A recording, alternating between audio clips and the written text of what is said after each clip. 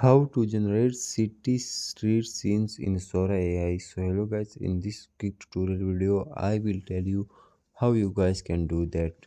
So for that we need to get help from ChatGPT because our prompts need to be perfect. Once our prompts was perfect, our videos will be more perfect.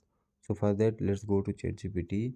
Here you guys simply open new chat. In new chat you will tell ChatGPT your idea and also tell that you want to create it using Sora AI. So once you told that to ChatGPT, after that ChatGPT will give you prompts. So simply copy one of them prompts and go to Google Chrome. Here you guys will simply open Sora AI. So let's open Sora AI. Once you open Sora AI, you will see that type of interface. So simply click on that plus icon. Now paste your prompt, and once you paste it, simply click on right side arrow, and once you click here, your video generation will be started. So that's how you guys can do that. Thanks for watching.